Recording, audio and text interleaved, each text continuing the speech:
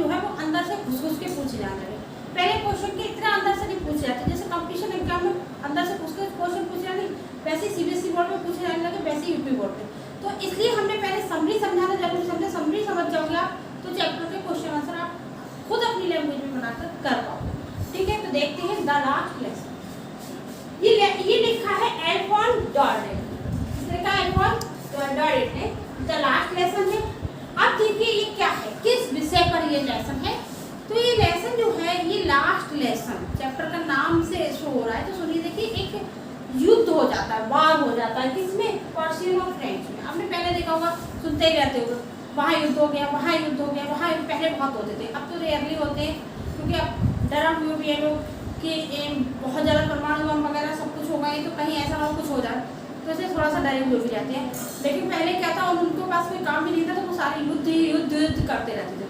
तो क्या पे पर्शिया में और फ्रेंच में युद्ध हो गया, वार हो गया उनमें दोनों में।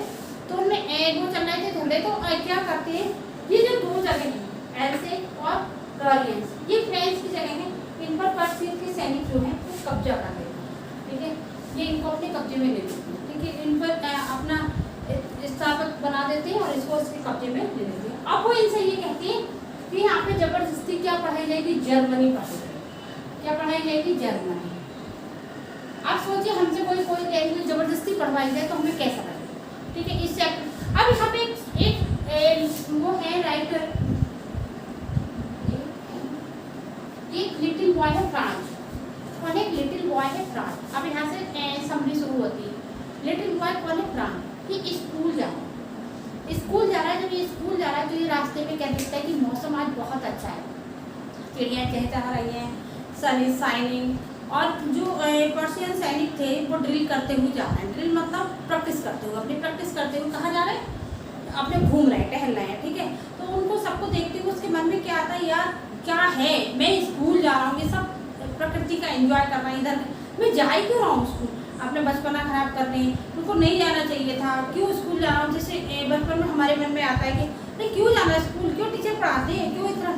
तो वो थोड़ा सा इसलिए वो मायूस था, उसको जा रहा था। इधर उसका एक प्रॉब्लम और भी था कि उसको स्कूल में पार्टिसिपल लर्न करने को दिया गया। पार्टिसिपल जाते ही मैंने पढ़ाया भी है, तो पार्टिसिपल का चैप्टर लर्न करने को दिया गया, जो कि उन्होंने नहीं किया। ग्रामर में होता है पार्टिसिपल, उसने किया है।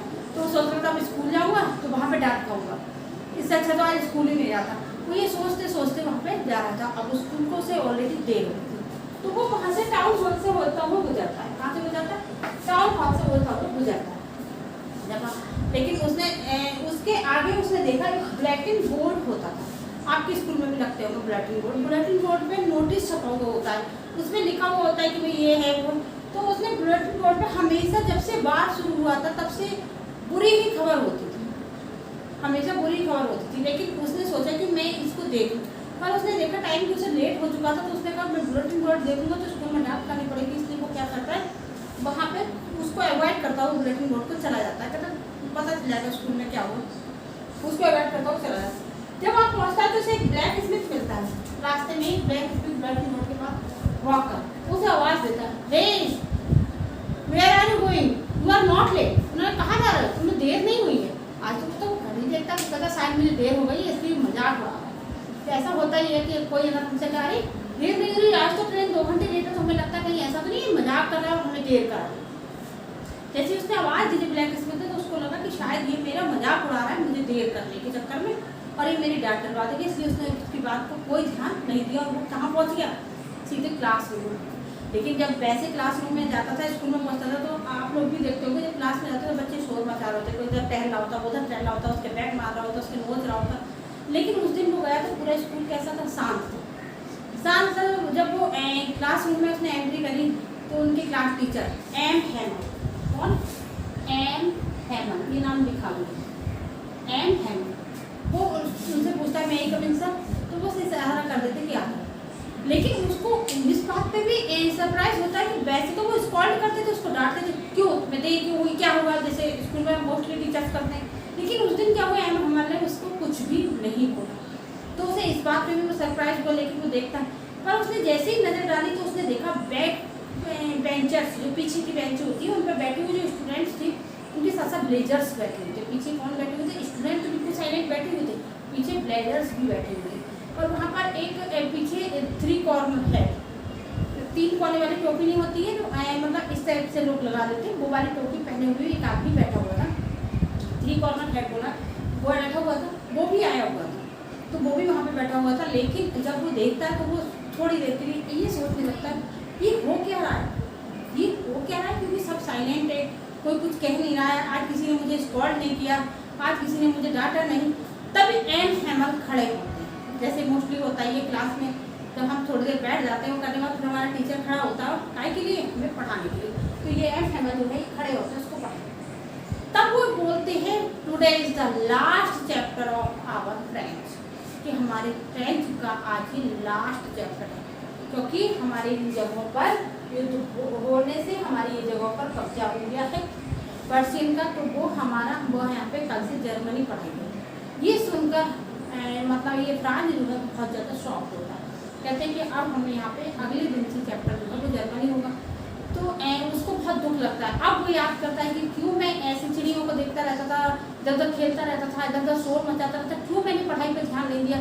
जैसे होता नहीं है कि हम जब हमारी अब भी हम लोग हैं हिंदी पे बिल्कुल ध्यान नहीं देते, हम लोगों को क्या लगता है कि हिंदी से क्या फ़ायदा, हिंदी तो सबको आती है, बट सच्चाई ये है कि हमें हिंदी ही नहीं आती, अंग्रेजी तो नहीं आती है, हिंदी भी नहीं आती।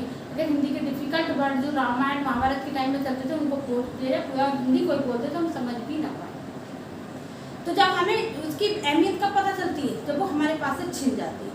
तो ऐसे जब उसके पास से वो फ्रेंच छिन गई तो उसे बहुत दुख हो रहा था, तो एम हैमल ने कहा कि आज हमारा आखिरी चैप्टर है, the last lesson of the French, तो आज हमें समझना है अच्छे से। फिर क्या हुआ, अब वो फिर उसको खड़ा किया गया, तुम्हें पार्टिसिपल याद करने को कह रहे थे, पार्टिसिपल बताइए क्या है क्या नहीं है, तो वो सही से फ्रांस सही से सुना नहीं पाता।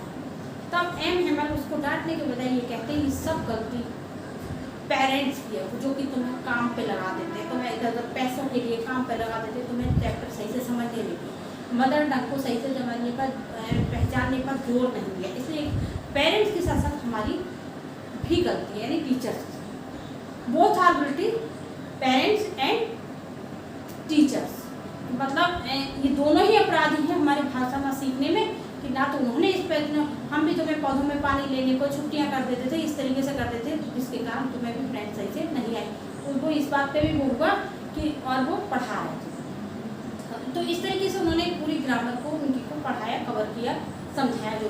लेकिन आज जब जो भी एम हैमल समझा रहे थे वो उसको राइट मतलब फ्रांस को बहुत अच्छा समझ में आ रहा था, तो वो ये सोच रहा था या तो मैं चैप्टर को बहुत ज़्यादा अटेंटिवली समझ रहा हूँ, या मेरी बुद्धि बढ़ गई, या तो मेरे अंदर दिमाग बढ़ गया, या एम हैमल बहुत अच्छा पढ़ाने लगे। लेकिन इससे पहले तो कभी इतना अच्छा समझ में आता ही नहीं था, इतना अच्छा इसलिए समझ में नहीं आता था उसको क्योंकि वो इतना अटेंशन नहीं देता था। आप लोग भी ये ध्यान रखिए कि कभी क्लास में टीचर पढ़ा रहा है तो आप लोग अगर अटेंशन नहीं देते तो आपको ये लगे कि हिंदी वाली मैडम आई क्या पढ़ा रही हमें नहीं समझ में आया, इंग्लिश वाला आया क्या गड़बड़ करके हमें समझ में नहीं आया, सिविक्स वाला आया, फिजिक्स वाला आया, जो भी आया हमारे क्या करके हमें नहीं समझ। अगर हम अटेंशन करते तो हमें लगता है वाकई में टीचर के अंदर ज्ञान का भंडार है और वो हमें समझना चाहिए, ठीक है। तो समझिए वो समझ जाता है, फिर उनका इस तरीके से ग्रामर का चैप्टर पूरा हो जाता है। अब वो उनसे कहते हैं कि आप निकालिए मतलब लेसन लिटरेचर निकालिए, तब वो निकालते हैं एक नोटबुक और उस नोटबुक पे लिखा होता है एलास फ्रेंड।